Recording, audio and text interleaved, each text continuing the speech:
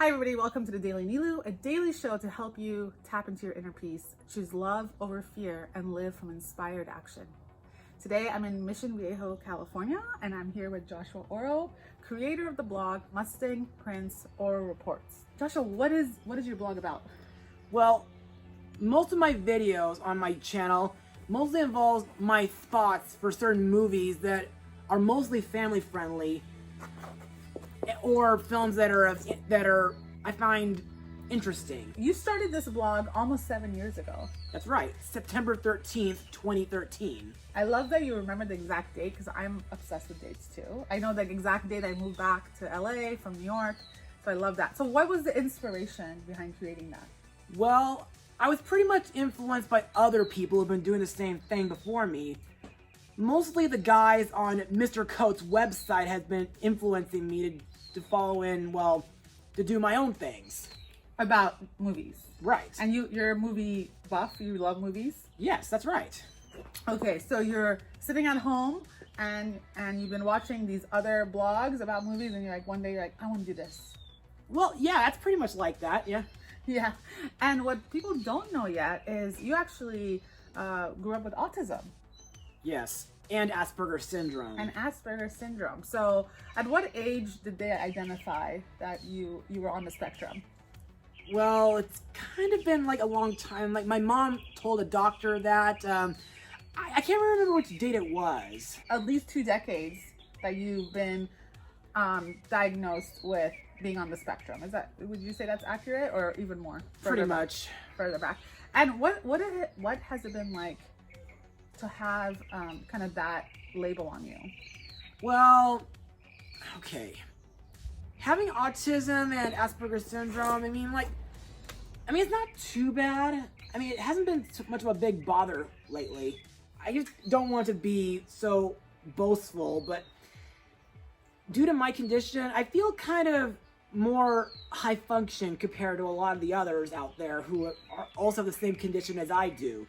You're more high functioning. Mm-hmm. Yeah, and how does your autism present itself? Is that part of why you are so kind of tuned into dates? You can remember dates? Because I know from what I understand about autism, there's certain gifts you actually have too.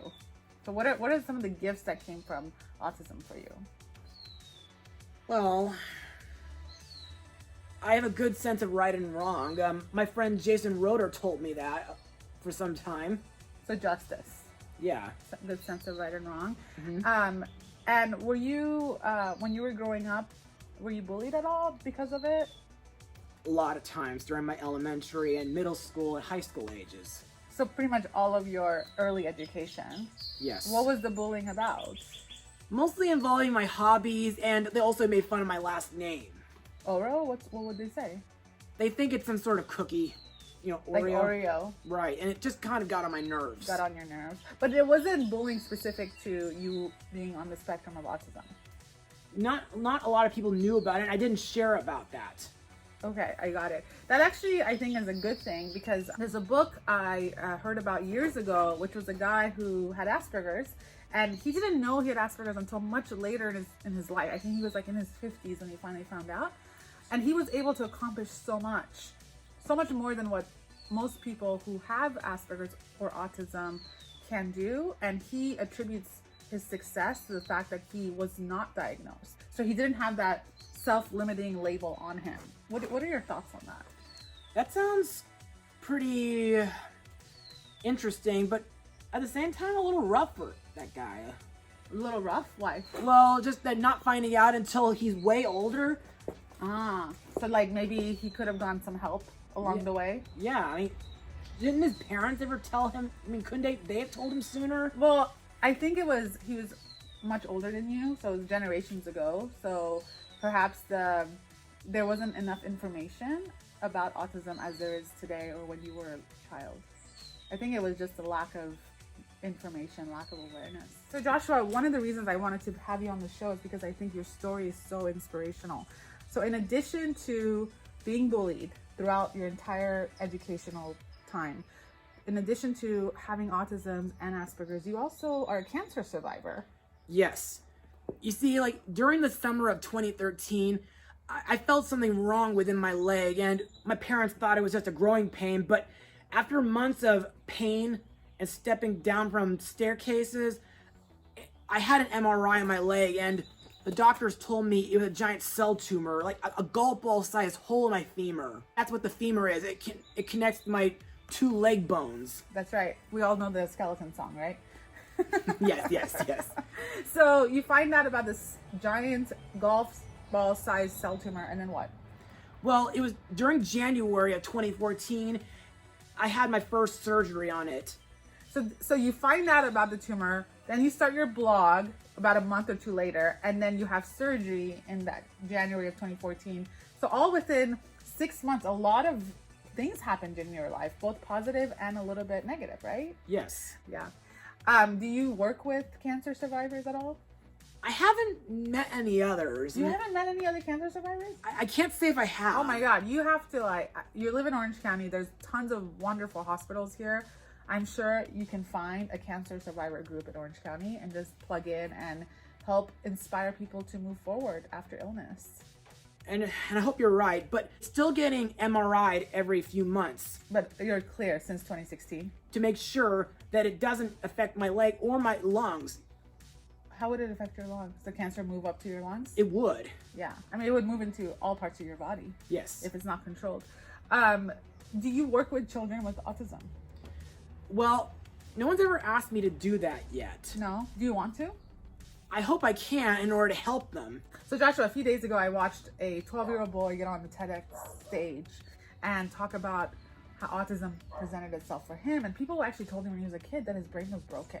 But he realized he's actually a math genius, and he inspires people to not just learn anymore, just kind of stop learning and create instead. That's very smart. It's very smart. So I was curious if you have ever thought about getting on the TED stage. That would be a nice idea. I really encourage you to do that because I think it's important for someone like yourself who has gone bullied, who has had and still has autism and Asperger's, who survived cancer, but has a very full life and is going for their dreams and creating in this life, to get on stage and share their story with as many people as possible to help inspire. Thank you. Yeah. So bullying, let's talk a little bit about the bullying. What has been your experience kind of surviving that and moving above that? Well, nowadays, I don't let bullying get to me anymore. I mean, if anything happens, my father educated me to just walk away from the situation, just leave it alone. Yeah, and do you feel like you still get bullied a little bit? Not as often as during my school age. School years. And I saw you perform in a play. You did High School Musical. You played one of the teachers. That's right. Last summer I did. Yeah. So what is it like being on stage? Do you love being on stage? Yes, because one of my goals when it comes to putting on a good show is making an audience happy. So creating that like joy in them.